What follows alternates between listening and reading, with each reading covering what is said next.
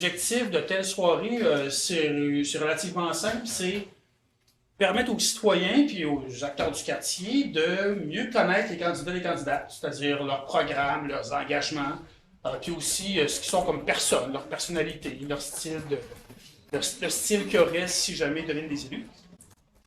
Évidemment, on veut favoriser la participation citoyenne par l'accès aux candidats, leur poser des questions directement sur des enjeux qui vous concernent. On veut évidemment favoriser la participation le jour des élections. On trouve que la participation électorale, c'est un acte important en démocratie.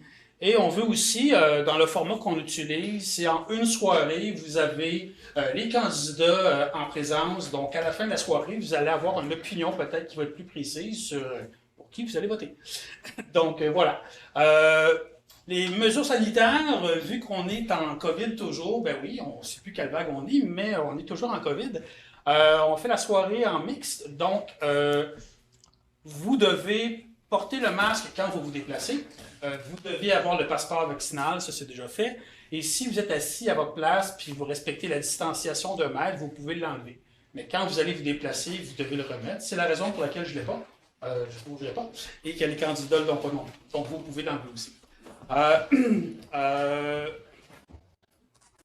Il y a des personnes, des collègues de la CDC avec moi, Magali, Guillaume, Joël, Jessica, c'est des personnes qui vont être dans l'ombre, mais notamment qui vont vous donner des papiers pour que vous puissiez écrire la question et surtout le thème de votre question et votre nom, parce qu'en soirée, il y a un grand bloc important pour les questions des gens dans la salle et sur le web.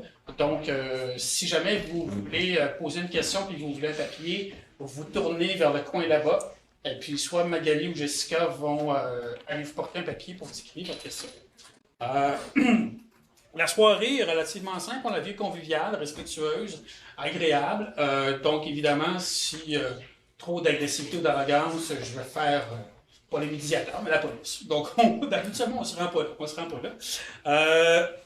Le déroulement est relativement simple. C'est qu'on va donner un temps à chacun des candidats pour se présenter, pour faire connaissance. Ensuite, il y a une question qu'on aura posée d'avance à laquelle on veut qu'ils répondent. Troisième bloc, on va ouvrir la question aux gens de la salle et du web. À ce moment-là, je vous explique comment ça fonctionne, là, parce qu'il y a plein de petites subtilités. Et puis, à la fin, il y a le mot de clôture des deux candidats. Autour de 8 heures au maximum, ça devrait être terminé. J'en profite pour saluer les gens à la maison, puis aussi dans la salle, si vous voulez informer des gens qui ont raté les soirées d'échange cette semaine. On a organisé 2 lundi soir pour les candidats et candidates de Étienne Desmarteaux et du Vieux-Rosemont. Avant hier, on a fait la soirée avec les candidats de la mairie d'arrondissement. Et ce soir, on fait Marie-Victorin. Et tout ça est disponible, les liens, tout ça, sur le site de la CDC, la page Facebook de la CDC. Et tous ces moments d'échange vont être disponibles sur le site web et les plateformes web de la CDC jusqu'aux élections.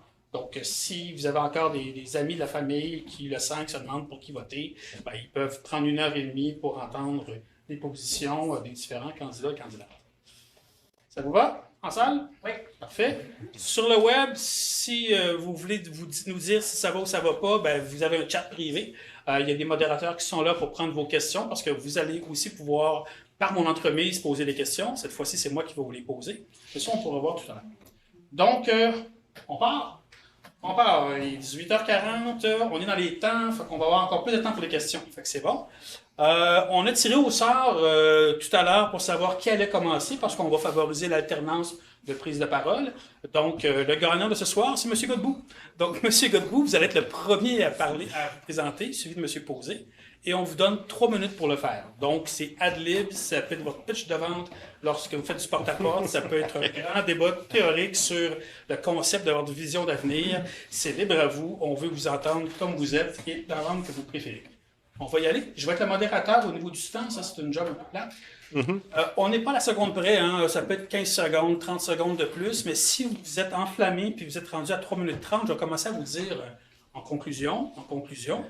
Et si je commence à vous dire merci, ça veut dire que là, ça presse mettre le point final à votre présentation. Ça vous va? Tout à fait. Parfait. Donc, c'est parti. À vous, M. Godbout. Merci, M. Leclerc. Premièrement, je remercie le CDC de Rosemont de donner la chance d'échanger. C'est un privilège en démocratie et je remercie tout le monde d'être présent sur les réseaux sociaux également. Ça nous permet de voir vraiment les visions des différents partis, puis je pense que c'est ce qui est nécessaire afin de faire des choix éclairés. Moi, c'est une journée assez spéciale pour moi. Parce qu'en fait, il y a 2 ans exactement, j'étais sur une table d'opération, je me faisais greffer, j'étais pas sûr d'être encore des nôtres. Et puis aujourd'hui, je suis à mon premier débat ou échange politique. Donc, il y a beaucoup de cheminement qui a été fait depuis ce temps-là. Puis ça, en fait, c'est une épreuve dans ma vie qui m'a amené à prendre plus de positions sociales et en fait, un peu m'impliquer. Parce qu'à la base, je suis pas un politicien, je suis un entrepreneur montréalais. Et puis, en fait, j'ai eu à collaborer avec l'administration actuelle sur certains projets qui n'étaient pas dans l'arrondissement ici, je le mentionne, puis j'ai trouvé ça très dur. Donc, après avoir été très, très, très vocal sur les réseaux sociaux, puis tout ça, je lisais souvent, « Ah, ben écoute, pourquoi tu t'impliques pas tant qu'à toujours chialer sur Internet? » Puis aujourd'hui, j'ai le visage sur les poteaux. Puis, je suis très, très content d'être ici. Je pense que Rosemont a besoin de plus d'écoute, plus de consultation. Les citoyens de Rosemont ont besoin de respect. C'est la raison pour laquelle je me présente avec notre équipe, avec M. Grondin qui est dans la salle, qui se présente à la mairie. On a une plateforme locale, on a des belles choses à proposer. Puis je pense que notre valeur première va être l'écoute tout le long du mandat. Je ne prendrai pas plus de votre temps. Je vous remercie et j'ai très hâte d'échanger. Merci.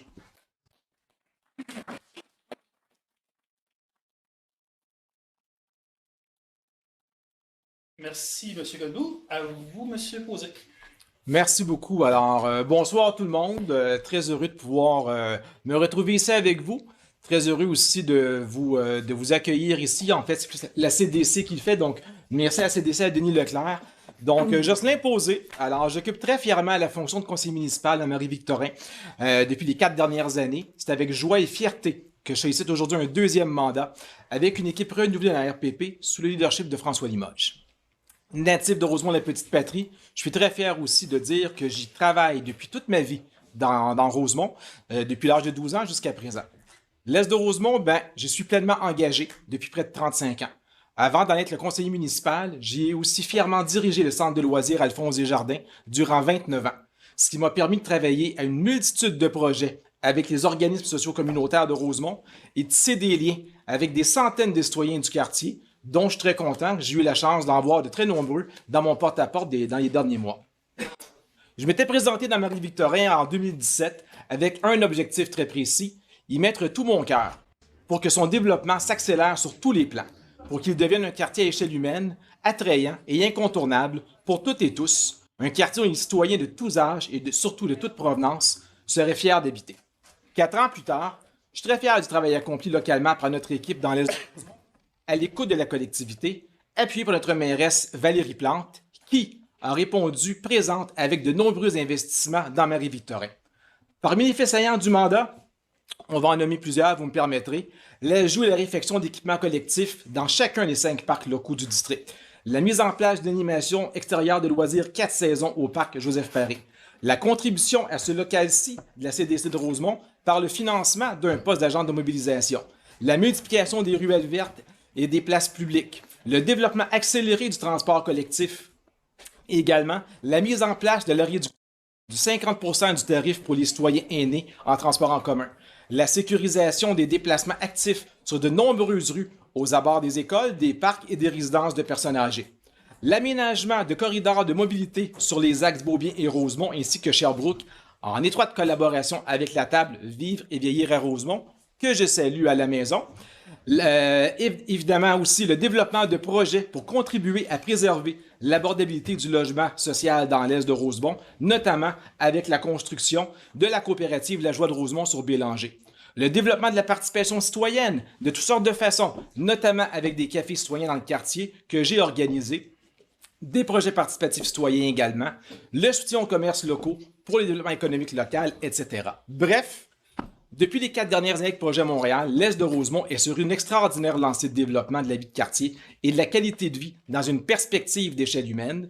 Il faut poursuivre en ce sens, en continuant à accélérer le rythme avec toutes et tous les citoyens, les citoyennes et les intervenants, sous le leadership de notre prochain maire, François Limoges.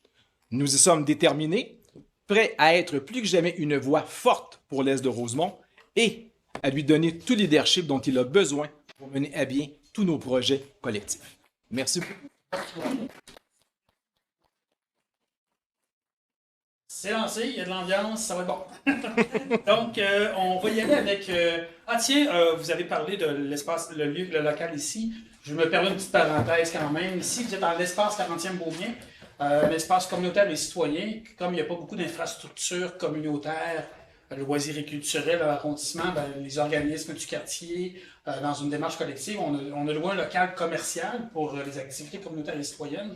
On en est très contents et ça, c'est grâce à Centraide particulièrement.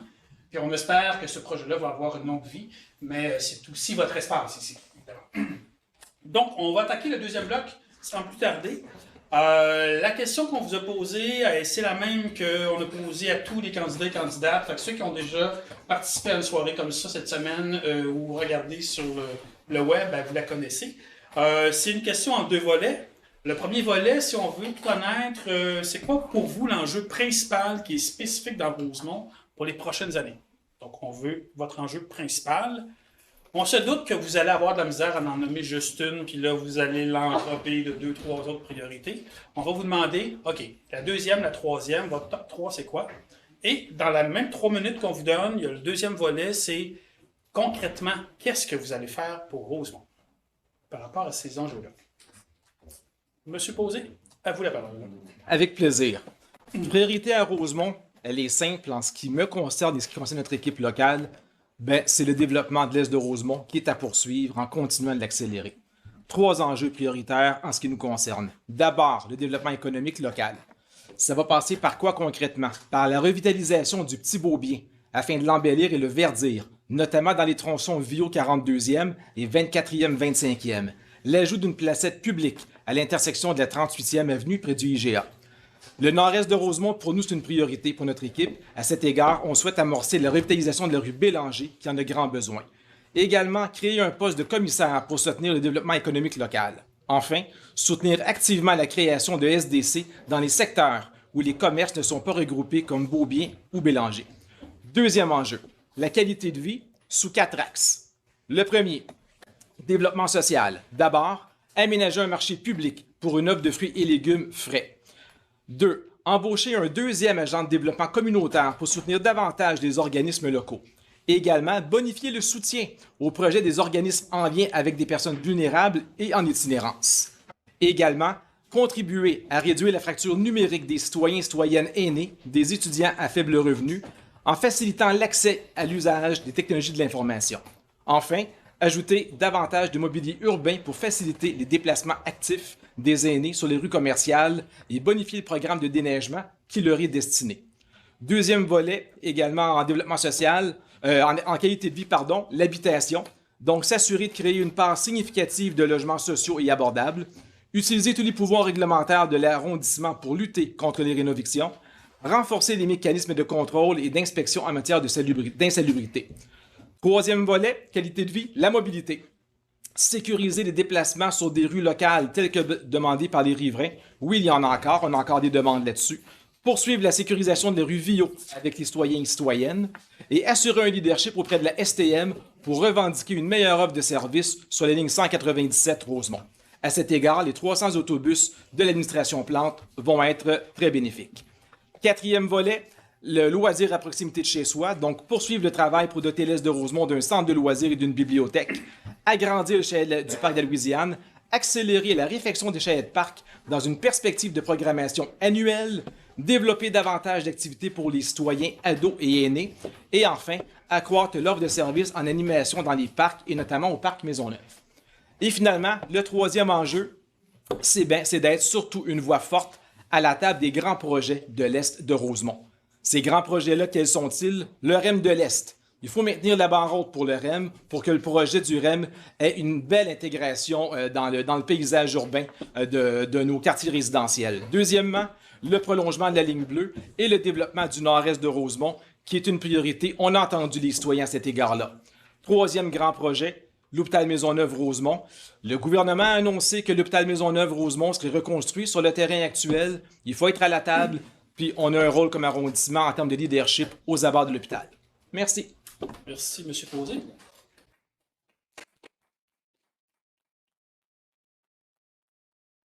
L'addition d'applaudissements ce soir, c'est nouveau cette semaine. Non, les gens de l'opposition sont accueillants, c'est bon. On est privilégiés. Donc, à vous, M. Godbout. Oui. En fait, au niveau des enjeux, il y a un enjeu, je pense, qui est très polarisant, qui divise les gens. Puis je trouve ça assez étrange que dans votre introduction, je ne l'ai pas entendu dans votre bilan. C'est le rêve Bellechasse. La mobilité dans Rosemont, je pense qu'il y a beaucoup de gens qui sont déplacés pour ça. Ça a été fait sans consultation. Et puis, en fait, moi, j'ai fait 714 portes là, qui ont de nombreux électeurs. Puis franchement, quand on sort des chiffres comme quoi le rêve de Bellechasse a été socialement accepté, j'ai beaucoup de difficultés à y croire. Les gens n'arrivent plus à se faire livrer des médicaments. On n'a pas le droit d'arrêter. Les commerçants, vous avez parlé d'une SDC, mais pourtant, j'ai été voir Noémie d'une nuit à Bangkok, sinon Pasquale du salon de barbier en face, Simon Boutros au Proxime, sinon Noah au salon de coiffeur sur Bellechasse, puis ils n'ont pas eu de retour, ils n'ont pas eu de visite, il n'y a pas eu de communication avec eux, donc je trouve ça assez étrange. Donc c'est sûr que nous, notre premier engagement, c'est d'apporter des modifications au rêve afin de redonner la chance aux gens non seulement de stationner d'un côté, mais également de pouvoir s'arrêter, simplement débarquer leur course, les personnes à mobilité réduite qui puissent débarquer de façon sécuritaire chez eux. Je pense que c'est essentiel. Puis, en fait, ça, c'est la première étape. Après, il faudra faire un sommet de la mobilité, puis vraiment s'assurer de consulter les gens réellement pour voir ce que la majorité des gens désirent. Après, il y a d'autres choses qu'il va falloir être vérifiées concernant le rêve. Est-ce qu'il y a vraiment un avantage environnemental concernant ce projet-là?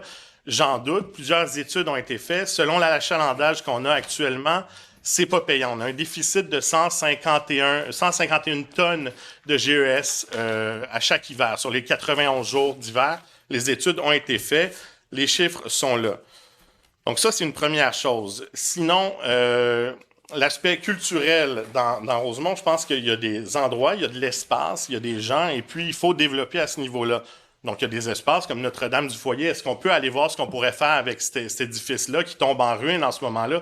Est-ce qu'on pourrait donner aux gens de l'Est de Rosemont un centre multifonction qui inclut une bibliothèque, des espaces de création? Si on va créer de la culture, il faut que les artistes aient de la liberté de créer des espaces. C'est pour ça aussi que l'administration Coder veut amener le statut de l'artiste intermittent, qui va leur permettre d'avoir un confort financier pendant qu'ils sont en train de créer. Ça, je trouve, c'est essentiel. Puis, ça va faire beaucoup de bien dans le coin.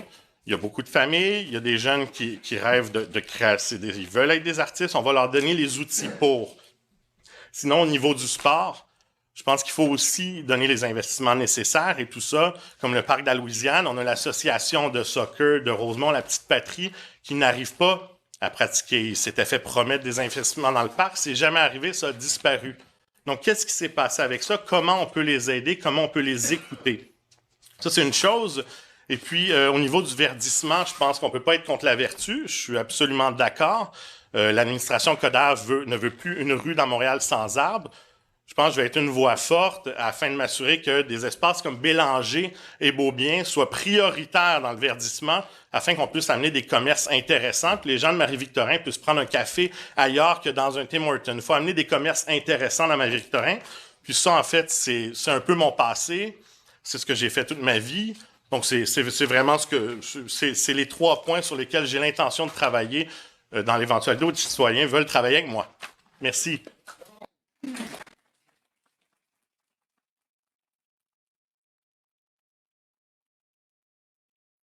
Merci, M. Godbout. Merci. Donc, le deuxième bloc est terminé. On est plus de 60 personnes, autant sur le web qu'en présentiel. Donc, il y a du monde, puis je ne serais pas surpris que ce nombre-là augmente. J'ai reçu beaucoup de questions, donc ça va être tout un défi de passer au travers, vous allez voir. On rentre dans le bloc questions du public. Donc, ce n'est pas un débat traditionnel, il y a des droits de réplique. Ce qu'on veut, c'est connaître les points de vue des candidats. Pas nécessairement avoir un combat de boxe. Donc, en fait, c'est sans droit de réplique. Les questions viennent de 3 sources, les gens dans la salle, les gens sur le web, et on a reçu quelques questions à l'avance de gens qui ne pouvaient pas être là et qui tenaient à envoyer leurs questions. Donc, je vais choisir au hasard les questions, pas pour les censurer, mais pour assurer une diversité de questions, de thèmes, et aussi assurer une diversité de profils de personnes qui vont poser des questions. Donc, on veut s'assurer qu'il y a une grande diversité dans les questions. Donc, soyez pas surpris, ceux et celles qui ont posé une question sur vous devinez quel sujet. Rêve Bellechasse, peut-être que vous n'aurez pas l'occasion de la poser parce qu'il y a beaucoup de questions sur on ne passera pas la moitié du temps d'échange avec le public sur le Rêve Bellechasse parce qu'on veut donner l'accès à une diversité de sujets pour les élections. Les gens dans la salle, vous allez avoir l'occasion de poser la question. Donc, en fait, je vais dire, bon, monsieur un tel, madame une telle, le thème c'est celui-ci, celui-là. Donc, on vous donne 90 secondes pour poser votre question, incluant le préambule. Donc, tu sais, des fois, il y a des gens qui sont forts dans le préambule puis qui partent là, ben, je vais vous couper. Hein? Pourquoi? Pas parce que c'est pas intéressant, au contraire, mais c'est surtout pour favoriser un plus grand nombre de questions de la part du public. Donc, vous aurez l'occasion de venir la poser à côté de moi. C'est peut-être plus gagnant pour les gens à la maison parce que le micro est dans les parages ici. Si vous dites non, j'ai comme pas le goût de passer sur le Zoom ou sur le web, je vais la poser à votre place, ça me dérange pas. J'aurai peut-être pas les bonnes intonations et la même passion, mais je vais tenter de faire semblant que je suis autant passionné. C'est bon? Les gens sur le web, ben, malheureusement, c'est pas vous qui allez poser la question, c'est moi. Mais ça peut rentrer en tout temps. Il y en a déjà qui sont rentrés. Et si dans la salle, vous avez soudainement un sujet de question qui veut s'ajouter, ben, vous vous tournez vers Jessica Magali au fond, vous levez la main, ils vont vous amener un petit carton, vous pourrez écrire votre question. Si vous remplissez un truc, je vous demanderais d'être plus concis que tout à l'heure. Là, j'ai des romans fleuves. Ça va être un défi de les résumer. Mais mettez le thème principal, votre nom, puis 2-3 mots-clés, puis ça va être suffisant pour que je vous introduise. Ça va? Je pense que j'ai fait le tour des petites règles de base. Il y a souvent des questions ici qui semblent s'adresser à plus un candidat ou l'autre. Vous avez le privilège et le choix de poser la question à un ou aux deux candidats. Par souci d'équité, je vais quand même, si c'est trop souvent le cas, donner l'occasion aux deux candidats de répondre, question d'avoir un équilibre au niveau du temps de parole pour les candidats. Ça vous va? Et enfin, je me garde comme animateur, le droit de poser une ou deux questions surprises. L'objectif, c'est pas de mettre en boîte les candidats ni les gens dans la salle, mais c'est davantage pour peut-être couvrir un angle qui est absent dans les questions. Question de pouvoir mieux connaître encore les candidats avant de faire votre choix final. Ça va? Sans plus tarder, on part. Et là, j'avoue que j'ai aucune idée par laquelle je vais commencer. Donc, ce qu'on appelle du naturel. On va se réchauffer, on ne parlera pas du rêve de chasse. Donc, il n'y en a pas même. C'est ça. Tiens, on va en poser une sur cette thématique-là. La question est hyper précise. Puis c'est une question qui est revenue aussi. C'est une question de M. Laurent Dupire sur les stops. Oui. M. Dupire, vous pouvez venir ici et poser votre question. Peux-tu mettre mon masque? Oui. Dans le déplacement, oui. Rendu ici, non. Bon, merci. J'ai un préambule. Ma question s'adresse à M. Posé, parce que je suis très curieux quand il entend parler de démocratie et de concertation avec les citoyens. À propos de la pléthore d'arrêts dans Rosemont. Petit préambule, je vais me dépêcher. En 2017, lors de l'installation de 88 nouveaux arrêts dans Rosemont, les ingénieurs de l'arrondissement spécialisés en signalisation vous informaient, vous et les autres, de ne pas faire ces installations trop nombreuses, mais vous n'en avez tenu aucun compte. Voici des extraits de 2 documents du ministère des Transports du Québec, qui est quand même une autorité en la matière. Le document s'intitule, le premier, Instruction générale sur la signalisation routière du Québec, emploi des signaux routiers. On doit faire un usage judicieux des panneaux de signalisation. L'emploi excessif de signaux de prescription et de danger contribue à en diminuer le respect.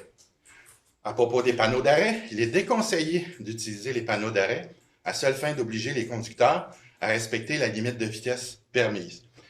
Dans un deuxième document, au niveau de la crédibilité, dans le processus de décodage et de respect de la signalisation routière, l'usager doit considérer le message livré comme étant nécessaire et pertinent. Que ceux qui trouvent nécessaire et pertinent des arrêts à tous les coins de rue lèvent la main, s'il vous plaît. Depuis 4 ans, j'estime le total des arrêts à au moins 150 installés sur Bellechasse, Beaubien, Saint-Zotique et Bélanger. Il y a même eu 4 nouveaux arrêts sur Beaubien ici d'installer le 20 octobre dernier. Sur Beaubien, entre la Cordaire et la station de métro, j'en ai compté plus d'une cinquantaine pour un trajet d'un peu plus de 4 km. Déjà que les cyclistes ne font jamais d'arrêt, En conclusion, votre question principale. ben, qu'est-ce que vous allez faire pour régler le problème? Si vous écoutez personne, vous vous en faites à votre convenance, puis vous êtes en train de bloquer tout le quartier. Alors, qu'est-ce que vous allez faire pour régler le problème que vous avez créé? Merci, M. Dupire.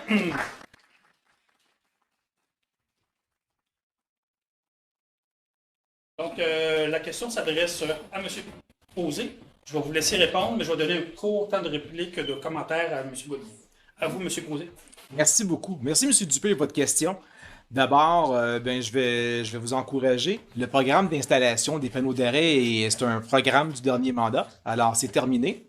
Donc, ça, c'est... alors, voilà. Évidemment, ça exclut... Est-ce que je peux m'expliquer? Merci. Donc, évidemment, ça exclut pas des demandes ponctuelles qui pourraient venir de gens. C'est vrai qu'il y en a eu des nombreux. Vous avez entièrement raison. Et comment on les justifie? Ben, ça a été des nombreuses demandes citoyennes. Et quand on regarde ce qui a été installé, ça a été principalement aux abords de parcs, d'écoles, de rues commerciales et de résidences de personnes âgées. Les aînés, là, ils ne peuvent pas se permettre de traverser une rue comme Beaubien à la course, c'est impossible. Je vais donner 2 exemples ce soir. Le premier, il y en a un qui vient d'être installé à l'intersection de 21e Avenue et Beaubien. Ce panneau d'arrêt-là, c'était demandé depuis 3 ans par les 130 résidents et résidentes des habitations de Nouvelles-Avenues qui ont travaillé. En passant, c'est avec eux qu'on a solutionné l'intersection Pineuve-Beaubien, qui était une des plus dangereuses à Montréal, évidemment, qui n'a pas été réglée par l'administration précédente. On a pris nos responsabilités et on l'a fait, cette intersection-là. Donc, alors, ça, c'est un exemple. L'autre exemple, c'est les panneaux d'arrêt qui sont sur la rue Beaubien, vous l'avez nommé, entre la 25e et la 31e Avenue, et également entre la 31e et Villot. C'était des pistes de course, ces 2 endroits-là. Qui se sont regroupés pour pouvoir avoir ces panneaux-là? Ça a été les parents des 3 écoles, Rose-des-Vents, Saint-Jean-Vianney et Marie-Rollet. D'une part. Quand je suis rentré en fonction, en 2017, il y a des parents qui me téléphonaient. « Jocelyn, vous faites des belles choses au Parc de la Louisiane, c'est difficile pour traverser. Est-ce qu'on peut? » Voilà, ils sont justifiés. Donc, alors, les panneaux qui ont été mis en place viennent satisfaire de nombreux citoyens. En porte-à-porte, on me demande même d'en ajouter à certains endroits. On me demande même d'en ajouter. Mais on ne le fera pas, le programme est terminé. En même temps, les panneaux d'arrêt, qu'est-ce que ça permet? Ça encourage aussi beaucoup les déplacements actifs des personnes âgées, des personnes à mobilité réduite, des familles avec poussettes. Ça leur permet d'aller faire leurs courses à pied sans utiliser le véhicule et de pouvoir le faire en toute sécurité. Alors, c'est un peu ce qu'on a fait et je répète que le programme d'installation des panneaux d'arrêt est terminé. Merci. Merci, M. Posé. Je voulais dire que les candidats, je leur donne 2 minutes pour répondre, afin aussi de permettre un plus grand nombre de questions. À vous, M. Godbout. Oui, ben en fait, moi, je suis quand même content que pour une fois, les personnes âgées aient été prises en compte par l'administration dans les 4 dernières années, au moins sur les panneaux stop. En contrepartie, moi, quand j'entends que la vocation numéro 1 est l'environnement, on sait qu'un véhicule qui démarre à l'arrêt, c'est 5 à 10 fois plus d'émissions de GES, donc je pense que c'est tout à fait démesuré. Puis je vais être assez bref, là, je pense qu'il y a eu de l'exagération. On veut que les gens utilisent les transports en commun. Quand on regarde un autobus sur Beaubien, le temps a été doublé carrément avec l'ajout des stops. Donc, je pense que ça encourage pas les gens à utiliser les transports en commun. Environnementalement, ça fait pas de sens. Je crois qu'il y a des endroits où par exemple, je veux dire, c'est pas tout ce qu'une administration fait qui est pas justifiable, là. Il y a des stops qui sont parfaitement justifiables. D'ailleurs, les exemples que vous avez donnés sont justes. Par exemple, il faudrait expliquer les 300 autres. Tu sais, c'est un peu ça. Puis c'est là que je suis en désaccord. Puis je pense que dans un sommet pour la mobilité, c'est ce qu'il va falloir réévaluer en consultant les citoyens.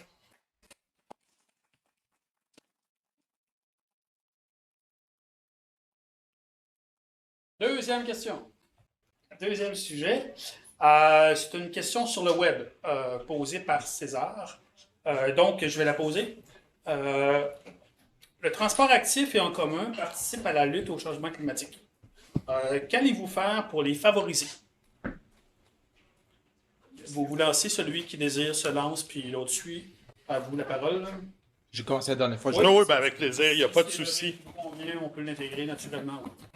Oui, ben en fait, pour les favoriser, c'est pour ça qu'on conserve la piste cyclable Bellechasse sur une piste bidirectionnelle qui va être absolument acceptable pour l'utilisation qui en est. On n'a aucun problème.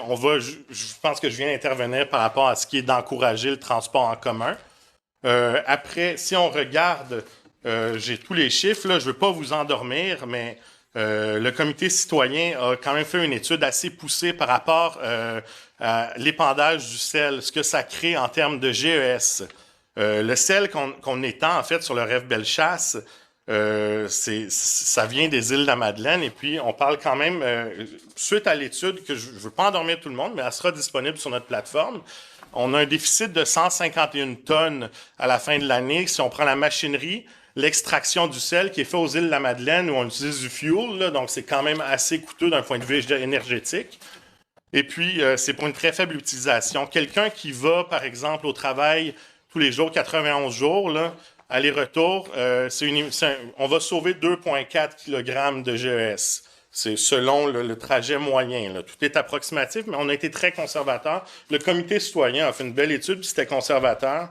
Donc, pour l'utilisation qu'on a selon les éco-compteurs, là, je pense que les chiffres sont valables. Dans l'est de Rosemont, ben, on a quand même un déficit de 151 tonnes de GES qui n'est pas rattrapé par cette voie-là. Sinon, les pistes cyclables, je crois qu'il y a des endroits où il faudra en ajouter pour apaiser la circulation.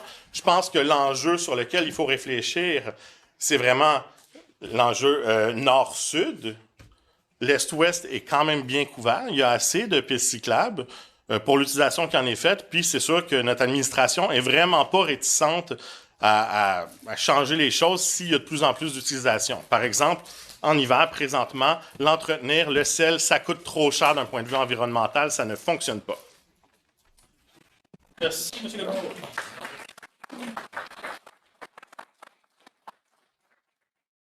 À vous, M. Posé. Merci beaucoup. Donc, merci beaucoup, M. César, pour votre question en ligne. D'abord, au niveau du transport collectif, parce que c'était sur deux volets, transport collectif et transport actif. Au niveau du transport collectif, comment l'encourager? Bien, écoutez, d'abord, l'administration Plante a mis de l'avant deux mesures fort intéressantes pour aider les familles et les aînés. Et oui, on est une administration qui a fait beaucoup de choses pour les aînés, tant centralement que localement. Ça fera plaisir de faire parvenir notre bilan d'ailleurs à cet égard-là. Et d'ailleurs, la table Vivre et Veiller à Rosemont serait très heureuse ce soir de pouvoir vous en témoigner. Je ferme la parenthèse. Alors, au niveau du transport en commun, il y a la mesure de la gratuité pour les enfants de moins de 12 ans pour aider les familles. Il y a également la mesure de 50% du tarif qui a été mise de l'avant pour favoriser le transport collectif chez les personnes plus âgées. Et l'engagement qu'on a pris également chez Projet Montréal pour le prochain mandat, ça va être d'offrir la gratuité d'ici 2023 pour les personnes âgées en transport collectif. Également, écoutez, on n'a jamais autant entendu parler de transport collectif dans un mandat municipal. Ça, c'est le leadership de Valérie Plante à la mairie de Montréal. Et non seulement on en a parlé, mais on a réalisé, on amorce des choses, on développe des choses. Dans Marie-Victorin, il y a 4 ans, il n'y avait absolument rien en termes de transport en commun à part nos lignes d'autobus. 4 ans plus tard, le SRB-P9 va être en opération l'année prochaine. La ligne bleue, peu importe ce que les gens en disent, ce que les médias en disent, ça creuse à P9, ça creuse à Lacordaire, on est en plein là. Le REM de l'Est s'en vient. Écoutez, je vous demanderais d'être respectueux et de laisser parler. Merci, M. Leclerc. Donc, ça, c'était pour le transport collectif. Je pense qu'il y aura une belle offre et beaucoup d'incitatifs pour pouvoir y monter à bord. En ce qui a trait au transport actif, bien écoutez, le développement des voies cyclables s'est fait beaucoup dans le dernier mandat. Ce qu'on veut faire dans le prochain mandat, ça va être de le consolider et de l'harmoniser. À différents endroits, il y a des choses qui sont à harmoniser. On parlera tantôt du rêve Bellechasse avec grand plaisir. On a des beaux projets pour le rêve Bellechasse notamment. Également pour faciliter le transport actif et l'inciter. ben, ça prend aussi des corridors piétons, entre autres, pour pouvoir améliorer la mobilité chez nos personnes âgées, chez nos jeunes familles, nos gens à mobilité réduite. Le fait d'ajouter beaucoup de bancs publics sur nos artères, notamment sur Beaubien, comme on l'a fait d'ailleurs sur Rosemont, Sherbrooke et Beaubien pour les personnes âgées, bien, ça vient beaucoup, beaucoup aider à leur mobilité active et l'ensemble des citoyens et citoyennes dans le quartier. Évidemment, le fait de venir revitaliser aussi nos rues commerciales comme Beaubien, comme Bélanger, bien évidemment que ça va inciter les gens à se déplacer davantage au niveau avec le transport actif. Je pense que ce sont là plusieurs incitatifs que nous créons et pour lesquels nous engageons pour les prochaines années. Merci, M. Posé. Prochaine question, M. Lalonde dans la salle. M. Lalonde, voulez-vous venir poser votre question? Vous préférez que je la lise?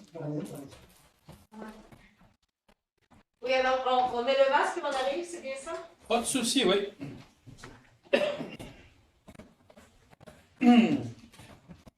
Je vous ai vu pour la surprise, là.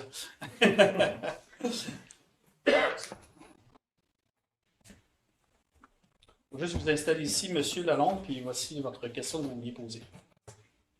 Le titre, c'est Résidence pour aînés. La pandémie a été éprouvante pour la population, et en particulier pour les aînés dans les résidences et les centres d'hébergement, où le manque de personnel a fait en sorte qu'il y a une négligence dans les soins médicaux et ces personnes vulnérables, et plusieurs en sont décédés. Près d'ici, dans l'est de Montréal, beaucoup d'aînés vivent dans des résidences vétustes et non conformes à leurs besoins. La ministre responsable des aînés et des proches aidants, Marguerite Blais, nous a confirmé que son gouvernement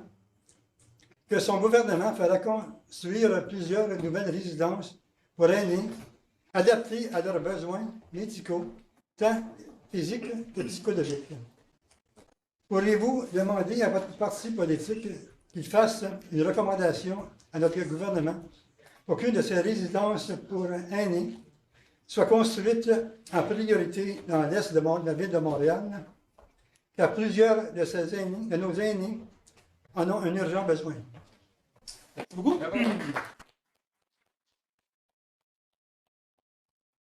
Monsieur Posé. Bien sûr, merci. Merci beaucoup, M. Lalonde. Heureux de vous retrouver. Bienvenue avec nous ce soir. C'est une excellente suggestion. Une excellente suggestion et ça fera grand plaisir à notre administration à compter du 8 novembre de pouvoir appuyer un projet comme celui-là. Parce qu'effectivement, nos aînés ont beaucoup... ça a été difficile pour nos aînés le dernier 18 mois. Tout le monde s'entend là-dessus. Difficile pour tout le monde, mais notamment pour cette tranche de population-là. Alors, c'est une demande que je prends très au sérieux. Je la note en même temps que je vous réponds. Donc, ça me permet également de dire que c'est important pour nous dans Rosemont de venir jouer notre rôle, de venir poser un geste de solidarité à l'égard de l'ensemble des concitoyennes aînés qu'on a tristement perdus dans le courant de la pandémie. Alors, c'est pour ça que je me suis impliqué personnellement comme conseiller municipal, un autre geste pour les aînés, comme conseiller municipal avec un comité qu'on a formé dans Rosemont, avec des groupes communautaires notamment, le CLSC et plusieurs intervenants pour organiser une cérémonie des rituels de deuil qui s'est tenue au début octobre, le 1er octobre, qui est la Journée internationale des aînés. C'est comme ça qu'on l'a célébré cette année dans Rosemont. Et j'ai tenu personnellement à ce que ça se fasse ici, dans l'est de Rosemont, parce que c'est un des quartiers de la plus grande proportion d'aînés dans l'arrondissement. Alors, ça s'est fait au parc Joseph-Paré. Et ça, c'est ce qu'on appelle avoir du leadership pour les aînés également. Donc, M. Lalonde, en terminant, je vous remercie beaucoup pour votre suggestion et la démonstration qu'on écoute bien, c'est bien noté. Ça me fera plaisir de porter votre demande. Merci. Merci. Monsieur Ledoux. Merci, Monsieur Lalonde. Dans l'équipe Gilles Grondin pour Rosemont, on a quand même une grande sensibilité par rapport à tout ça. Les parents de notre candidat à la mairie, Gilles, sont dans des RPA dans l'est de Rosemont. C'est vrai qu'il y en a beaucoup qui sont vétustes. L'administration Coder a parlé vraiment de redorer le blason de l'est de Rosemont. Puis personnellement, j'ai l'intention d'être une voix très forte pour m'assurer que les bons investissements soient au bon endroit pour les bonnes raisons. On a une population à Marie-Victorin qui a un certain âge, qui est vieillissante. Donc, je pense que ça va être important, comme conseiller de ville, de mettre le pied à terre afin d'être certain que les bonnes décisions soient prises, puis que ça aille chez nous, ici, pas ailleurs. Merci infiniment.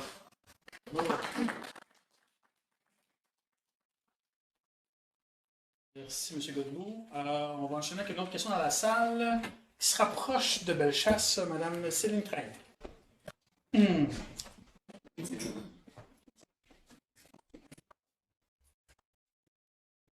90 secondes pour poser votre question. Ouais. Voulez-vous votre petit papier, Oui, c'est celui-là? oui. Bon, ma question s'adresse à M. Posé. Alors, j'ai reçu, peut-être qu'il y a d'autres qui l'ont reçu, le petit document publié par votre organisation, alors qui dit impliquer les résidents dans les changements, une administration axée sur la concertation et le dialogue avec les citoyens. Donc, placer les citoyens aux premières loges des processus décisionnels par la concertation en amont des projets et des politiques publiques. Okay? Alors moi, je vous demande où se trouvait cette implication quand vous avez décidé d'enlever 800 places de stationnement entre P9 et l'Est, sur Bellechasse, au départ. Où se trouvait cette implication des citoyens qui se retrouvent, comme sur la 39e, comme sur la 31e, avec des pistes cyclables 4 saisons utilisées l'hiver par personne et qui empêchent la circulation. Donc, moi, personnellement, j'ai de la difficulté à sortir de mon entrée. Je ne peux plus sortir de mon entrée. Et où, évidemment, la question a été posée aussi tantôt, où se trouvait la concertation des citoyens avec la multiplication des stops. Il semble que vous consultez, mais ça n'a pas l'air, ou ça a toujours l'air avec les mêmes personnes, je ne sais pas. Vous parliez tantôt aussi, je finis avec ça, des aînés. Je suis une aînée, peut-être pas en résidence, mais je suis une aînée. Moi, je vous dis que l'année passée, l'hiver dernier, j'ai fait venir une personne, un couvreur, pour déglacer ma toiture. Ben, il a retourné de bord parce qu'il n'y avait pas de place pour stationner, les rues transversales étant bondées de voitures qui auraient peut-être eu la place pour stationner sur la rue Bellechasse. Alors, voulez-vous répondre à toutes ces questions? Merci pour votre question. Monsieur Posé. Merci beaucoup. Merci, Mme Craig, pour votre question. J'ai noté quelques éléments. Je vais essayer de faire une réponse à chacun, à la mémoire de ce que j'ai. D'abord, vous indiquez d'entrée de jeu, suite au dépliant qu'on a envoyé, au niveau de l'écoute et de la concertation des citoyens. Je suis très fier cette année qu'on présente pratiquement une nouvelle équipe dans Rosemont-la-Petite-Patrie chez Projet Montréal. Alors, je suis très fier de nommer leur nom également ce soir. François Limoges à la mairie de l'arrondissement, Josefina Blanco dans Saint-Édouard. On a également Erika Neus dans Étienne Desmarteaux. Et je termine par la dernière et non la moindre, Mme Dominique Olivier dans le Vieux-Rosemont. Et justement, la venue de Mme Olivier dans notre équipe, je pense, prend tout son sens quand on parle du mot concertation et de l'écoute. Mme Olivier était pendant près de 10 ans à la présidence de l'Office de consultation publique de Montréal. Elle en a entendu de très nombreux témoignages citoyens, de très nombreuses demandes citoyennes. Alors, l'orientation que nous prenons comme administration, tant centralement qu'au niveau montréalais et au niveau local, c'est vraiment une tendance davantage axée vers la concertation. Et c'est exactement une des grandes forces de M. Limoges, la concertation. Il y a qu'à aller voir beaucoup des gens dans le district de Saint-Édouard, comment les gens ont été satisfaits de sa posture en termes de concertation au fil des 12 dernières années. Ça, c'est pour votre première question. La deuxième, au niveau des 800 places entre P9 et Châtelain, les 800 places de stationnement, juste une petite rectification, c'est sur l'ensemble de l'axe Bellechasse. Entre Pineuf et Châtelain, voilà, exactement. Et quand vous me dites où était la consultation par rapport à tout ça, ben, il y a eu une consultation qui s'est appelée une élection en 2017. C'est faux. C'est faux. Je laisserai terminer. Je vous laisserai laisser terminer. On est terminé, mais on est tanné de se faire dire des mensonges. Je laisserai. C'est éprouvé par tout le monde, l'ombudsman. Je vous demanderai un décorum. Sinon, je vais vous demander de partir. Si vous continuez comme ça, je vais vous demander de partir. Non, c'est parfait. Parce que quand même, on est dans une soirée. C'est Pas le correct. conseil d'arrondissement, c'est une soirée d'échange respectueux et convivial avec les candidats. Mais sans mensonge. Je m'attends à ce que les citoyens soient autant respectueux que pour l'instant, les candidats sont entre eux. Parfait. Merci. Monsieur Posé, je vous demande de terminer rapidement ce moment. Avec plaisir. Donc, en 2017, au moment de la campagne électorale, ça a été mentionné à plusieurs reprises qu'il y aurait un axe sur la rue Bellechasse. Ensuite, ça, au niveau de la multiplication des panneaux d'arrêt, vous aviez également une question par rapport à l'écoute citoyenne et à la concertation. Ben, quand on a de très nombreux parents qui se mettent ensemble pour ajouter des panneaux d'arrêt sur une rue qui s'appelle Beaubien, au travers de 3 écoles, vis-à-vis un parc de la Louisiane, quand j'ai 130 résidents des habitations de Nouvelles Avenues qui me demandent un panneau d'arrêt au coin de la 21e, quand j'ai des gens qui m'appellent pour diminuer la vitesse sur Saint-Zotique, entre la 31e et Vio, parce que Vio est excessivement dangereuse et que les citoyens et citoyennes travaillent depuis 2012-2013, je rappelle, 2012-2013, pour sécuriser la rue Vio, et qu'ils n'ont eu aucune écoute de la part d'un certain M. Coderre durant tout ce mandat-là pour cette rue-là. Ben écoutez, moi je pense que ça s'appelle de l'écoute et de la consultation citoyenne pour pouvoir arriver à apaiser la circulation sur ces rues-là. Merci. Monsieur Godbout, je vous laisse.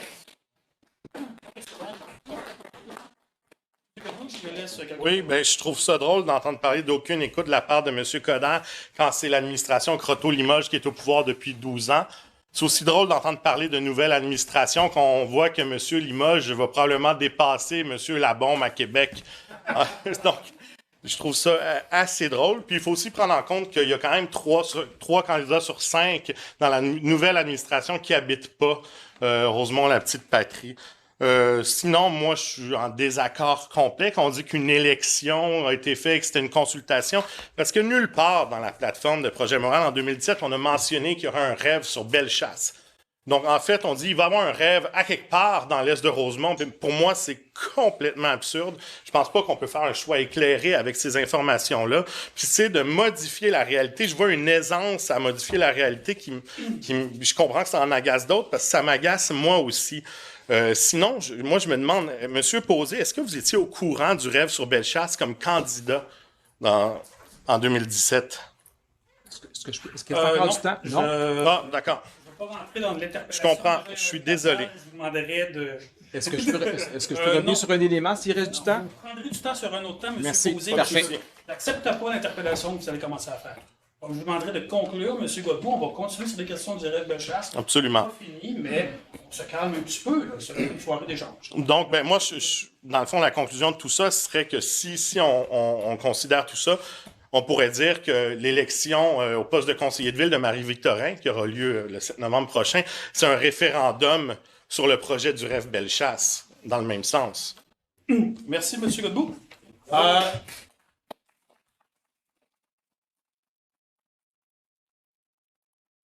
Question sur le rêve Bellechasse qui vient de la salle, mais elle n'est pas signée, je n'ai pas le nom, et j'ai 3 questions qui viennent du web. Je vais donc prendre les questions qui viennent du web. Et je vais vous les poser en rafale rapidement, donc je vais les poser une par une. Je vais vous donner 1 minute pour répondre, pas 10 minutes. Là. D'accord. Donc, soyez concis et précis.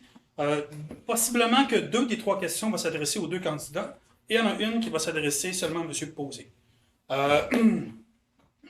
Donc, on va y aller avec la première, qui est la question qui, selon ce que j'entends, revient souvent, qui vient de Mme France Gervais sur le web. C'est « Est-ce que le rêve Bellechasse va nous redonner du stationnement d'un côté de la rue et est-ce que les pistes cyclables seront du même côté? » Donc, est-ce qu'il va y avoir des réaménagements du rêve Bellechasse et si oui, concrètement, comment? Qu'est-ce que vous allez faire?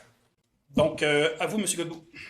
Ben absolument, ça a été annoncé. En fait, justement, pour ne pas faire ce qui a été fait en 2017 en annonçant des choses sans dire où ou quoi que ce soit, Je pense qu'on a pris la décision courageuse d'annoncer qu'on redonnerait un côté de stationnement dans Marie-Victorin, le long du rêve Bellechasse, en faisant une piste cyclable bidirectionnelle de l'autre côté. Donc, ça va donner la chance aux commerçants d'avoir des stationnements devant chez eux, mais aussi des gens de pouvoir descendre leurs courses, se faire livrer des médicaments et plein d'autres choses. Donc, ça a été annoncé noir sur blanc. Je pense qu'on a été très clair par rapport à ça. Donc, je n'ai pas besoin d'élaborer trop. C'est dans notre plateforme locale. Parfait. Merci. Monsieur.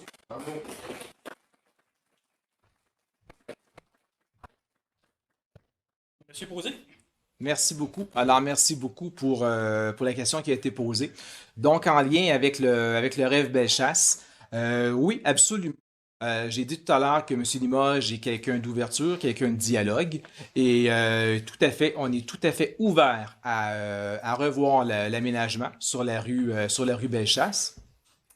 Évidemment, le rêve est là pour rester. Je le dis très clairement, là, la voie cyclable. Je pourrais m'exprimer sans que la salle. Merci. Êtes-vous d'accord avec ce que M. Posé dit? Merci de respecter. Merci beaucoup, c'est gentil. Concluez Donc, rapidement, alors, le rêve est là pour rester pour les prochaines années. On en est fiers. C'est un magnifique projet que de très, très, très, très nombreuses familles utilisent. Même des personnes âgées qui l'utilisent comme rue piétonne à certains endroits. Ça nous a été témoigné par plusieurs personnes aînées. Donc, il est là pour rester, mais cependant, on a beaucoup d'ouverture pour pouvoir le réaménager, notamment en termes de stationnement à courte durée, tout à fait, justement pour permettre aux gens de pouvoir descendre une épicerie devant leur résidence, etc., etc. Également, on est ouvert aussi à revoir toute la question des débarcadères, notamment aux abords des commerces qui sont aux alentours de 38e, 40e, justement, parce qu'on les a entendus. Tu es allé les voir le 17 février dernier, je suis allé les voir, le 15 février, pardon, j'étais là avec ma collègue Marianne Giguère et le 2 mars également. Donc, alors oui, donc il y aura totalement de l'ouverture de notre part pour pouvoir revoir certaines choses sur Bellechasse. Merci. C'est vous? En fait, Non, c'est ça. c'est terminé. J'avais une intervention, mais c'est pas ça le... J'ai commencé par... Absolument, oui. C'est bon. Oui. Vous pouvez me houspiller, là. Ah oui, non, c'est... J'ai une question à un collègue, Guillaume. Le bruit qu'on entend, est-ce qu'il est en haut? OK. Donc, en fait, on va expérimenter du bon voisinage, tu sais. C'est dans le tour de soirée. Donc, en fait, il y a des locataires au 2e étage qui cognent sur le plancher parce que je pense qu'on met trop de bruit quand on applaudit. Donc, allons-y modérément sur les applaudissements. Malheureusement, je trouve ça le fun quand les gens réagissent, mais bon, on va quand même respecter le désir de quiétude de notre voisin au 2e étage. Est-ce que ça vous convient? On s'ajuste. Ça va? OK. Donc, j'enchaîne avec une autre question sur le rêve Bellechasse. Je répète mon désir que vous répondiez en 1 minute. Donc, la question vient aussi de Mme Gervais, mais dans un angle différent. C'est qu'allez-vous faire pour les commerçants de la rue Bellechasse? Notamment pour éviter des fermetures comme la cordonnerie qui a dû fermer. Donc, qu'allez-vous faire pour les commerçants de la rue Bellechasse? Donc, on y va avec M. Posé. Merci beaucoup, Mme Crête, à nouveau, pour votre question. Écoutez, d'abord, j'ai dit tout à l'heure, au niveau des commerces sur la rue Bellechasse, on a de l'ouverture pour revoir l'aménagement qui est autour des commerces entre la 38e et la 40e avenue. Évidemment que la question de la fermeture de la cordonnerie, il n'y a personne qui aime ça, de voir fermer un commerce local. Personne. Ni vous, ni moi, ni personne ici, non. Ces gens-là ont eu une année difficile l'année dernière. Et alors, ceci dit, évidemment que est-ce que je suis content de ça? Pas du tout. Est-ce que ça m'a touché? La réponse est oui. Et c'est pour ça aussi que j'ai fait le tour des commerces en février dernier, notamment avec Marianne Giguère cette journée-là. C'était le 17 février, je m'en souviens très bien, un lendemain de tempête de neige. On a eu un long échange avec le propriétaire de la cordonnerie. Alors, je serais prêt à pouvoir le rencontrer de nouveau pour l'accompagner vers un autre projet s'il y avait lieu. Aucun problème là-dessus. Donc, ce n'était pas l'intention du rêve de faire fermer des commerces, bien au contraire. Et la démonstration comme quoi ça fonctionne, le rêve, quand on regarde sur Saint-Denis, depuis que le rêve est là sur Saint-Denis, 30 nouveaux commerces. 30 nouveaux commerces sont ouverts. Et des modèles comme ça, Conclusion, monsieur absolument. Des modèles comme ça, on en a plusieurs à Montréal. La Plaza Saint-Hubert, tout le long des travaux qui ont été difficiles, malgré tout ça, 89 nouveaux commerces ont vu le jour sur Saint-Hubert. Alors, je pense que la vision de l'administration de Valérie Plante, qui est la nôtre également, je pense qu'elle est excellente et dans le bon sens, mais évidemment que ça nous touche et on sera prêt à travailler avec les commerçants. Merci. Merci. Monsieur Godbout? Monsieur Godbout? J'ai rencontré M. Giovanni de la cordonnerie d'Ifrouchia quand on a fait l'annonce de la remise des stationnements sur Bellechasse. On l'a vu aussi en entrevue avec M. Poirier en larmes. Lui il a annoncé que, en fait, ce que M. Diffrouchia a dit, c'est qu'on n'a jamais communiqué dans l'administration actuelle. Donc, je ne sais pas où se situe la vérité, mais il faudrait voir ça. Sinon, pour les commerçants, je pense que les promesses d'arrêt ou de stationnement, c'est une chose, mais il faudrait aussi prendre des engagements concrets. Ce serait intéressant de savoir combien d'espaces d'arrêt sur Bellechasse concrètement vous voudriez redonner. En fait, c'est pas mal ça. Sinon, les commerçants, c'est très simple. Ils ont besoin que leurs clients puissent s'arrêter pour consommer leurs biens. Parce que, par exemple, Noémie, d'une nuit à Bangkok, c'est très clair. En ce moment, elle mentionne à ses clients réguliers d'appeler quand ils sont en face, elle est en cuisine, puis elle sort leur porter leur commande dehors. C'est pas une façon de fonctionner qui est optimale. Donc, je pense que au lieu de chercher des solutions pour des problèmes qu'on a créés, on aurait dû consulter avant de prendre certaines décisions qui allaient avoir un impact majeur sur la vie de ces commerçants-là. Merci, M. Godbout. C'est dur de pas applaudir. Hein? Donc, on va y aller avec une troisième question sur le rêve de chasse qui vient du web. C'est Tanaka qui pose la question. Celle-là, je l'adresse pour commencer à M. Posé parce qu'en fait, c'est plus une question sur le passé. C'est combien l'arrondissement a dépensé pour le rêve Bellechasse et combien coûte l'entretien du rêve? Merci beaucoup pour la question. C'est une très bonne question. Il me fera plaisir de pouvoir soit prendre votre adresse courriel ou votre numéro de téléphone pour pouvoir vous rappeler, pour donner les données plus précises que j'ai pas avec moi ce soir. C'est pas une question de on connaît pas le dossier ou quoi que ce soit, mais à un moment donné, on apporte beaucoup de choses avec nous. Je n'ai pas la donnée, mais il me fera plaisir de pouvoir communiquer avec vous pour vous la transmettre avec grand plaisir. Parfait. Merci, M. Posé. On va enchaîner avec une question dans la salle. Je peux réagir, s'il vous plaît? J'avais dit que j'en posais une seulement candidate pour M. Posé, c'était sur le passé. Bon, le coût approximatif budgété pour le rêve, on parle de 599 040 $. M. Godbout, vous êtes en train de répondre, je ne vous ai pas donné le temps. D'accord. Merci. On va enchaîner avec une autre question de M. Richer dans la salle. M. Richer, vous pouvez poser la question.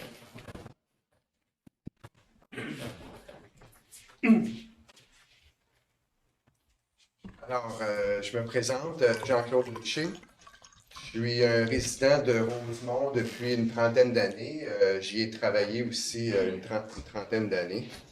Et je suis à la fois un piéton, un cycliste aguerri parce que j'ai été au travail à Montréal pendant 42 ans, d'avril à octobre, parce que pour l'hiver, c'est pas pour moi. Je trouve que c'est vraiment marginal. Et ma question s'adresse, c'est ça, je suis piéton, cycliste et automobiliste en électrique, mais juste une pour toute la famille, quand c'est nécessaire. Alors, en fait, pour mentionner que l'environnement, ça me soucie, c'est un de mes soucis quand même. Alors, ma question s'adresse à M. Posé directement. Projet Montréal, vous vous dites le parti de la sécurité, vous en avez parlé tantôt, on a parlé des stocks. Vous dites que vous êtes le parti de l'environnement, de la mobilité et de la vie paisible de quartier.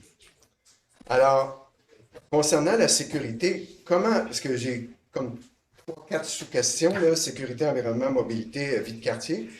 Pour la sécurité, comment expliquer la tolérance à l'égard des cyclistes qui ne respectent pas les règles du code de la route? Ça se promène en gogoune, pas de casque, pas visible, pas de vêtements visibles, pas de lumière le soir, et ça brûle les stops un après l'autre. Ça se retrouve sur les trottoirs. Il y a des gens âgés ou d'autres qui voient apparaître des cyclistes. Et comment expliquer cette tolérance à l'égard des cyclistes? Ensuite, on en a parlé, l'augmentation des GES à cause des stops, c'était ma question d'environnement. Il n'y a pas juste les GES, c'est prouvé que ça augmente quand on arrête et on repart ou on décélère et on accélère. C'est prouvé. En Europe, ils ont mis beaucoup de rues à 30 km/h, à Paris entre autres, et les scientifiques ont dit, oui, c'est bien 30 km/h, c'est bon pour la sécurité, puis c'est bon pour l'environnement parce que les gens roulent avec fluidité à une vitesse moyenne, souvent un peu supérieure, à condition qu'il n'y ait pas d'entrave. Ici, là, excusez, mais pour moi, c'est un cirque, même à vélo. Bon, il y a le ralentissement du transport collectif, on en a parlé tantôt, puis aussi, on n'en parle pas vraiment, mais tous ces stops et tous ces sirènes de police, de pompiers, de premiers répondants, qui à cause qu'il y a un stop après l'autre, puis plein d'entraves, ils sont obligés de mettre les sirènes. J'ai jamais... Là, c'est pas la pandémie, là, puis c'est pas les fusillades, là. Alors, c'est le bruit causé par les autobus qui repartent, les camions et tout, qui mine la qualité de vie. Alors, pour vous qui vous dites le parti pour la sécurité, l'environnement, la mobilité et le quartier, j'aimerais surtout vous entendre sur comment vous expliquez la tolérance à l'égard des cyclistes, parce que les autres, on en a parlé quand même pas mal. Est-ce que vous voulez, puisqu'on donne l'occasion à M. Godbout de répondre? Si vous voulez, ça fait satisfaction. Merci. M. Posé. Merci beaucoup, M. Leclerc. Merci, M. Richer, d'avoir votre question, mais aussi pour être présent ce soir avec nous. Donc, la tolérance à l'égard des cyclistes. Ben, comme je dis souvent aux gens également, le code de la route est le même pour tout le monde. Hein, on le sait. Le code de la route est le même pour les autres, qu'on soit automobiliste ou qu'on soit cycliste, qu'on ait une motocyclette ou bref, quand on utilise la route, on a le même code pour tout le monde. Et le code de la route doit aussi non seulement être suivi par tout le monde, mais aussi doit être appliqué au niveau des services policiers hein, pour tout le monde. Donc, à ce moment-là, évidemment que c'est vraiment du ressort des services policiers, du poste de quartier, de venir faire appliquer la réglementation auprès de tout le monde. Évidemment que comme élu, on se doit de garder une distance par rapport au service policier, qui est ici le poste de quartier. Mais cependant, l'orientation qui est donnée au poste de quartier, comme à l'ensemble des postes de quartier à Montréal, c'est que le code de la route doit être suivi par tout le monde, que nous soyons automobilistes, que nous soyons cyclistes, que nous soyons piétons. Moi aussi, j'utilise les trois moyens de transport, puis je comprends très bien ce que vous indiquez là. Mais voilà, je m'en mets vraiment entre les mains des services policiers qui sont là pour faire respecter ce code de la route-là. Merci. Merci, M. Leclerc. Merci, M. Posé. M. Godbout. Merci. Bon, en fait, je pense que quand on met en place un réseau express vélo où il y a des stops aux 100 mètres, on fait preuve d'un grand manque de cohérence au niveau de l'administration, puis c'est presque une incitation à la désobéissance civile. Donc, je pense que c'est ça. Nous, on est pour voir, ça fait 12 ans d'administration Croteau-Limoges. Donc, franchement, oui, le code de la route est le même pour tous. Mais il faut faciliter les déplacements à vélo parce qu'on ne peut pas mettre un stop à chaque 100 mètres et puis on ne peut pas espérer que ça fonctionne. Il faut mettre en place une façon de circuler qui est fonctionnelle pour tous. Merci, M. Godbout. On va enchaîner avec une question dans la salle. Dominique Bernier sur la revitalisation de l'Est de Rosemont.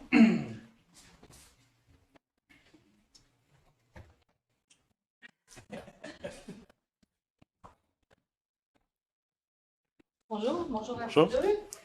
Moi, je suis une personne qui vient de Québec. J'ai emménagé à Montréal en 2018, puis on a acheté en 2019. Et puis quand on a su qu'on devait déménager à Montréal pour le travail, c'était clair dans ma tête que je m'en venais à Rosemont. Pourquoi? Parce que la réputation de Rosemont en termes de milieu de vie familial, sécuritaire, vert, se rendait jusqu'à Québec. Et pourtant pas une ville très progressiste ni très en avance sur ces aspects-là. Donc, c'était clair pour nous qu'on s'en venait à Rosemont. Puis depuis que je suis là, depuis 2019, parce qu'au début on a habité à logement, depuis qu'on a trouvé notre maison, ça nous a pas fait mentir en fait, parce qu'en fait on s'y retrouve super bien. On a des enfants, puis on peut se déplacer avec notre fille jusqu'au centre-ville à vélo, en toute sécurité, avec notre fille qui avait 10 ans, qui est rendue à 12 ans. Fait que moi, je trouve ça vraiment emballant. Mais j'ai pas peur quand ma fille s'en va jouer au parc. Il y a des activités dans les parcs. Je trouve ça génial de vivre à Rosemont. La seule chose que j'aimerais voir, en fait, c'est ici dans l'est de Rosemont, sur les artères commerciales, tu sais, ça serait le fun qu'il y ait plus de petits commerces sympathiques. Il y a des choses intéressantes, mais tu sais, il n'y a pas de terrasse ben, il n'y a pas vraiment de...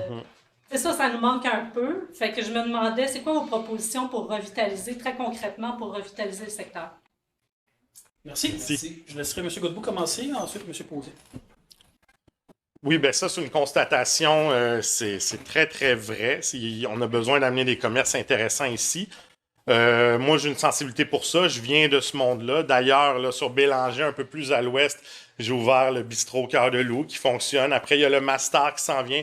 Je pense que ça, on a des plans qui sont assez similaires pour ce qui est de verdir et d'embellir les rues Beaubien, Bélanger et de donner l'opportunité à des commerces de destination, des gens. Parce qu'en fait, il y a absolument la population nécessaire là, pour faire vivre ces commerces-là. Il faut en attirer quelques-uns. Comme ça a été fait sur Wellington à Verdun, là, je pense qu'il faut les bonnes personnes, les bons programmes, des programmes comme le PRAM qui a eu lieu sur Saint-Hubert, c'est peut-être des incitatifs possibles. Je pense qu'il va falloir travailler très fort dans ce sens-là, puis c'est une priorité de redorer, comme on a mentionné plus tôt, l'est de Rosemont, qu'il y ait des commerces intéressants, qu'on ne soit pas obligé justement d'aller boire un café au Tim Hortons. Tu sais, ça prend des terrasses, ça prend des artisans. Faut amener les artisans vers Rosemont. C'est un désert alimentaire. Je pense qu'un marché public, je pense que les deux administrations veulent le faire. C'est vertueux. Faut travailler dans ce sens-là. Puis je suis totalement d'accord avec vous à ce niveau-là. Merci, M. Godbout. M. Posé. Merci beaucoup. Merci, Mme Bernier. Où est-ce que vous êtes? D'accord. Merci beaucoup pour votre question. Je vais me déplacer pour pouvoir... j'aime bien voir dans les yeux les gens à qui je réponds. Très concrètement, qu'est-ce qu'on veut faire et comment on va le faire? Alors, j'ai dit d'entrée de jeu, puis je suis très content que ce soit bien inscrit à l'intérieur de ça. On n'a pas peur d'écrire des choses chez Projet Montréal. Alors, la première des choses sur la rue Beaubien, notamment dans le tronçon qui est ici, entre Vieux et la 42e avenue. Ce que nous, on veut faire, c'est très, très simple. Il y a une large bande d'asphalte qui est entre les trottoirs et les commerces. Et ça, tout le long de la rue Beaubien, entre Vieux et la 42e, des deux côtés. Ce qu'on veut faire, c'est retirer de la bande d'asphalte qui est là, la remplacer par du mobilier urbain, tel que des bancs publics, des beaux lampadaires, avoir des fleurs, avoir des arbres, mettre de la verdure, et en même temps refaire les trottoirs des deux côtés de la rue, et de surcroît, ajouter une place publique à l'intersection de la 38e à côté du IGA, parce qu'il y a beaucoup de place de ce côté-là pour pouvoir faire ça. Alors nous, on sait qu'en faisant ça, évidemment, ça va encourager les gens à revenir sur Beaubien pour consommer mieux aussi. Ça va amener aussi des nouveaux commerçants. Et on souhaite également venir verdir et améliorer la rue Bélanger. On a rencontré beaucoup de citoyens en nord-est de Rosemont parce qu'on écoute, hein, on se déplace, on les entend, on les voit.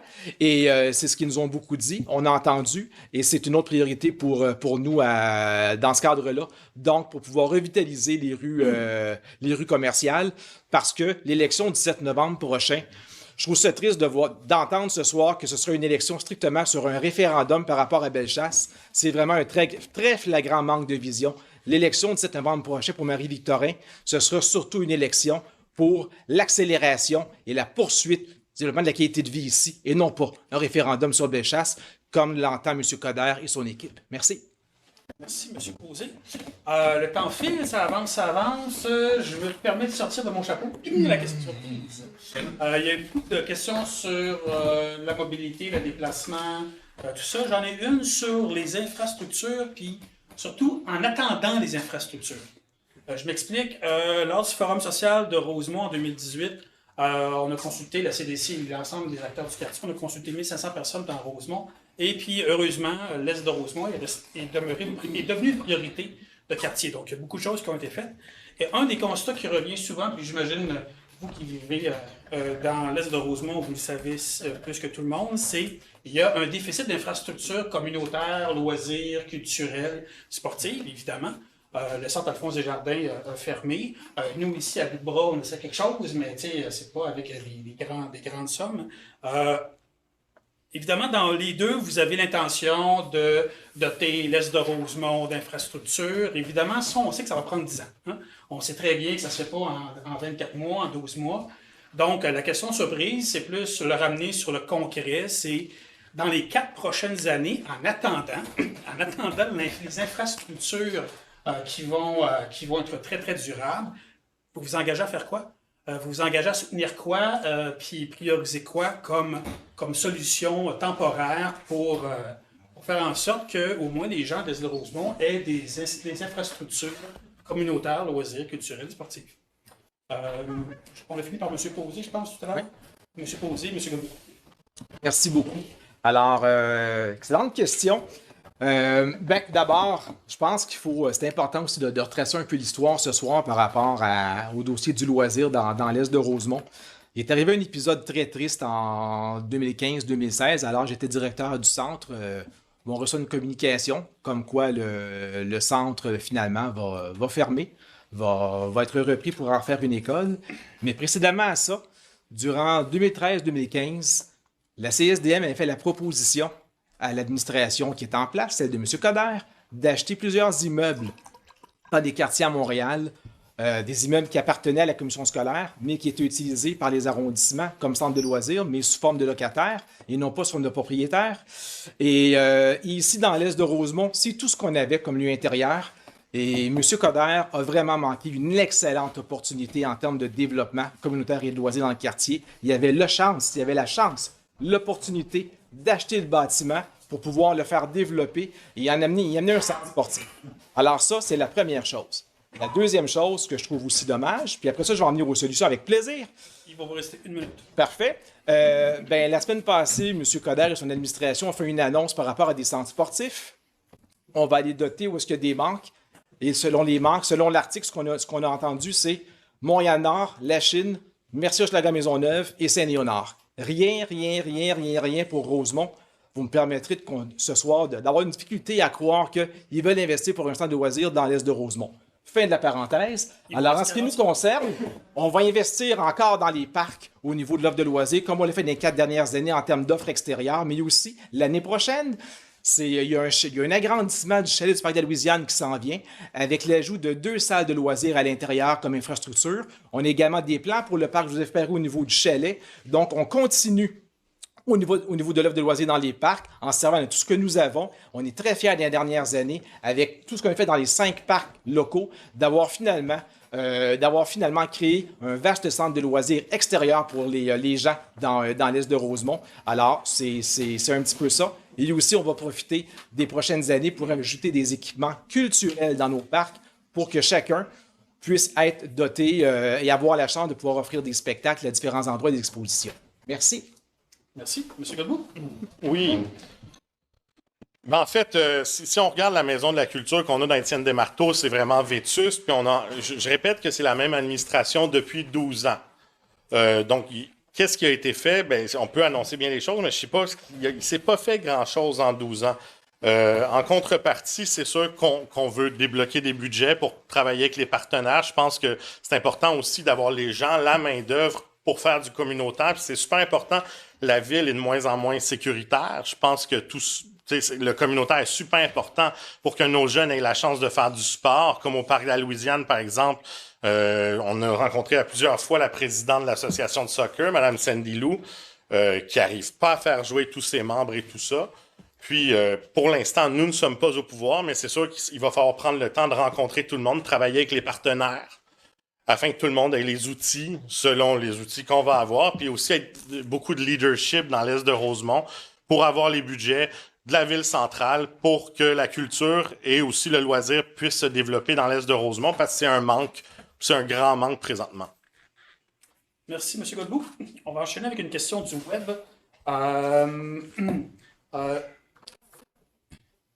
Comment comptez-vous augmenter le verdissement et réduire les îlots de chaleur?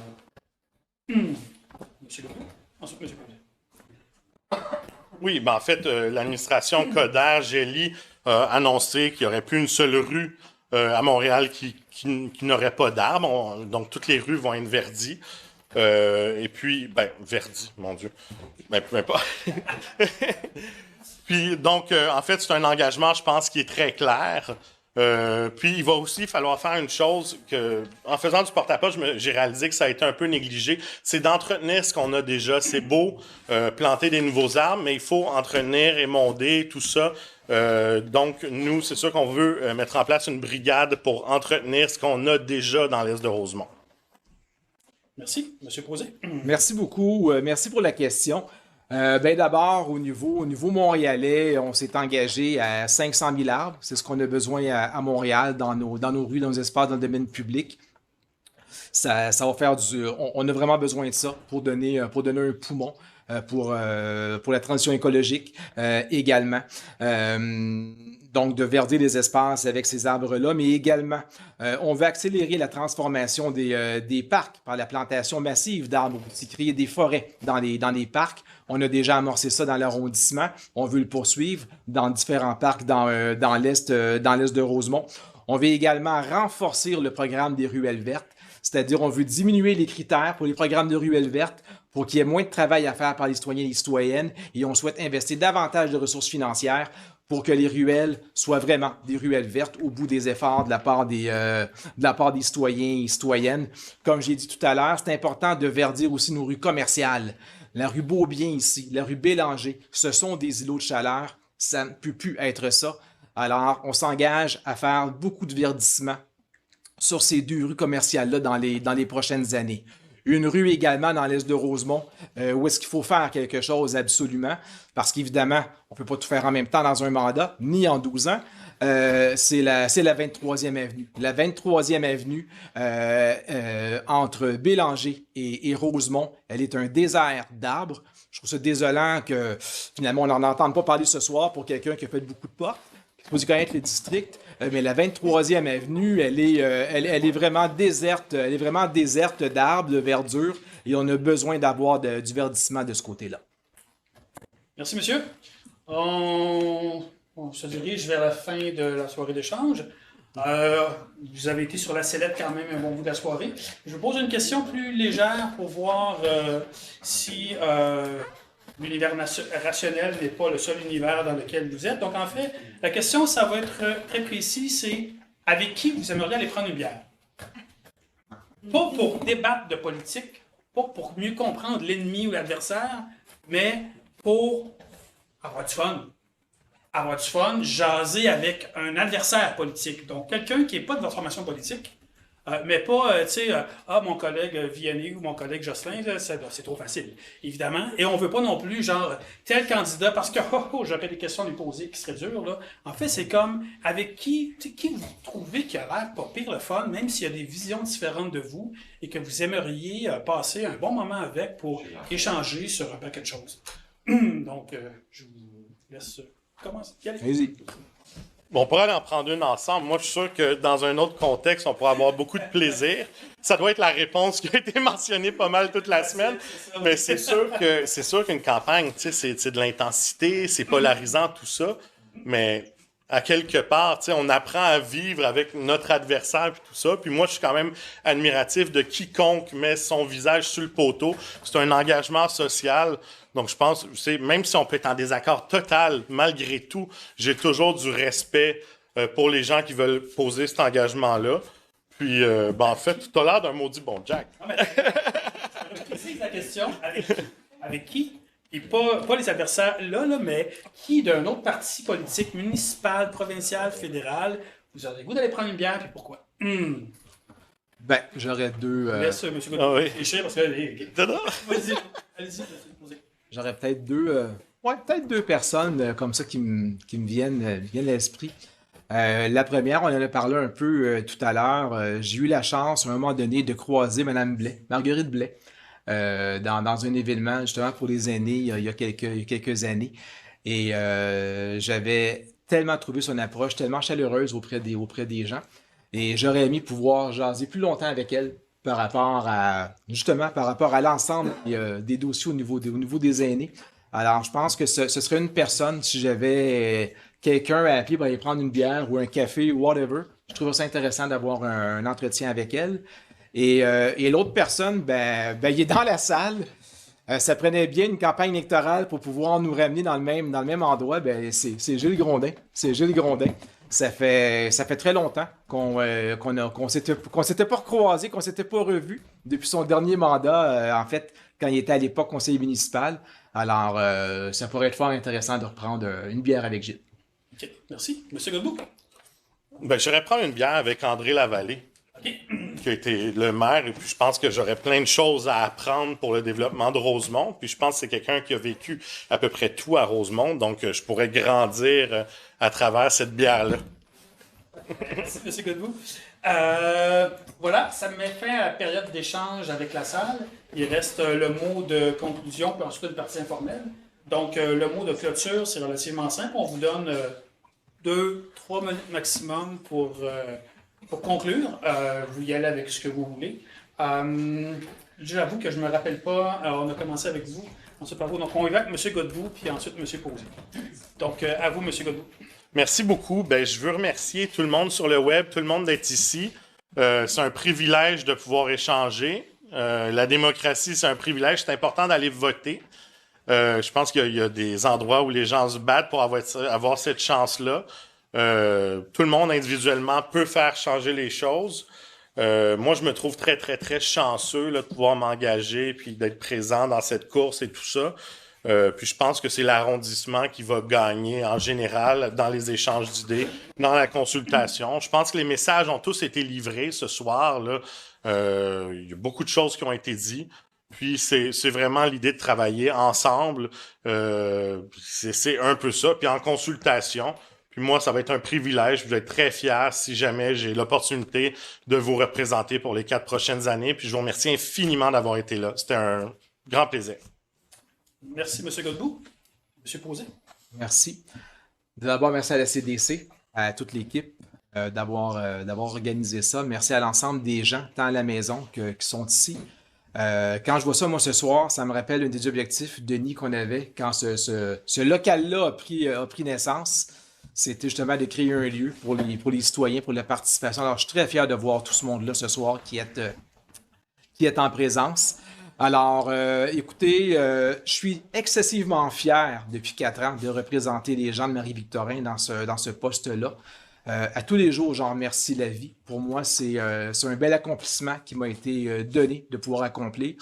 Et évidemment, je souhaite de tout cœur pouvoir réitérer l'expérience pour les 4 prochaines années. Et pourquoi? Ben parce que j'ai encore beaucoup à donner.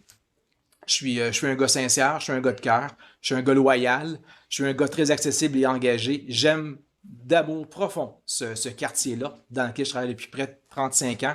Et j'ai envie de pouvoir continuer à y représenter les gens. Je dis souvent aux gens que c'est important, en démocratie de proximité, comme les arrondissements et la Ville de Montréal, d'avoir des élus qui connaissent bien leur quartier, qui sont au cœur de leur quartier, en tout respect de l'ensemble des gens qui se présentent. Je pense aussi que le fait de travailler ici depuis autant d'années, ben, je pense que c'est important au lendemain de l'élection. Je connais les enjeux à différents endroits. Je ne connais pas tout, j'en apprends toujours, mais je pense que j'ai une profonde connaissance du district. Élire une équipe comme Projet Montréal, ben, c'est élire une équipe qui a une vision clairement exprimée et écrite avec transparence dans la plateforme locale. Une vision qui est celle d'être une voix forte avec un leadership fort pour Marie-Victorin pour les 4 prochaines années. Pour agir sur tous les plans de la qualité de vie du quartier, la transition écologique, le développement économique local, la mobilité, la sécurité, le développement social et communautaire, le loisir et bien sûr les grands dossiers de l'Est de Rosemont qu'on a nommés tout à l'heure. Une vision qui s'articule autour de continuer à bâtir un quartier à échelle humaine dans le but de ne laisser personne derrière et pour ce faire, une vision portée par une équipe qui ose prendre des décisions courageuses pour une ville sécuritaire et agréable pour petits et grands, qu'importe leur provenance. Une vision où on peut animer l'Est de Rosemont à travers ses parcs, ses rues commerciales, ses ruelles, ses espaces communautaires et ses rues apaisées, pour que les gens puissent jouir pleinement de leur quartier, de l'espace public, s'y réunir et discuter. Projet Montréal, dans Rosemont, la petite patrie, fait le pari d'un Est de Rosemont vibrant, vivant, qui laisse personne derrière. Un quartier où il fait bon vivre aujourd'hui et pour demain. Je vous invite donc, les 30-31 octobre, 6-7 novembre, toutes et tous, à voter, à accorder votre confiance à Projet Montréal, équipe Valérie Plante et François Limoges, dans Marie-Victorin, mais aussi dans les 4 autres districts de Rosemont, la petite patrie. Je vous remercie beaucoup de votre écoute et bonne soirée. Merci, M. Posé. Donc, ça met pas mal fin à la soirée. Je remercie les deux candidats de cette prêtée d'exercice. C'est très apprécié. Merci, M. Posé. Merci, M. Godbout. On vous souhaite une bonne fin de campagne du porte-à-porte, du repos au moins quelques jours après le 7 novembre. Pour ceux et celles qui veulent aller voter, M. Posé a fait référence, mais le vote par anticipation, c'est le week-end prochain. Donc, le samedi 31, je crois, le samedi 30 et le dimanche 31. Et le jour du scrutin, c'est rendu 2 jours. Là. C'est le samedi 6 novembre et le 7 novembre. Puis le dimanche soir, ben, on va tous être possiblement devant la télé pour savoir qui l'emporte dans cette chaude lutte au niveau municipal. Je vous remercie la salle d'avoir été aussi nombreuse et aussi passionnée, émotive. Il y a eu des coups de sang, on comprend, c'est ça aussi l'engagement citoyen, donc c'est très apprécié. J'ai réagi un petit peu des fois, mais moi aussi j'ai de l'émotion. Merci aux gens dans la salle. Les diffusions des 4 soirées vont être disponibles en ligne. Il y en a quelques-uns qui le sont déjà, mais ils vont être disponibles en ligne demain après-midi possiblement ou après-demain, le temps de faire des conversions vidéo. Là. Donc, sur le CDC de Rosemont Facebook. Je vous salue ainsi que tous les candidats et candidates du quartier Rosemont, parce qu'on a fait 3 districts et une mairie d'arrondissement. Il y a monsieur Rondet dans la salle. On vous salue parce qu'en fait, faire un saut en campagne électorale, c'est un acte de citoyen. On le salue. Puis on espère que une soirée comme ce soir vous a permis de mieux connaître les candidats, de mieux connaître leur programme. Puis bonne fin de campagne. Puis à bientôt. Au revoir tout le monde. Salut. Merci. Merci.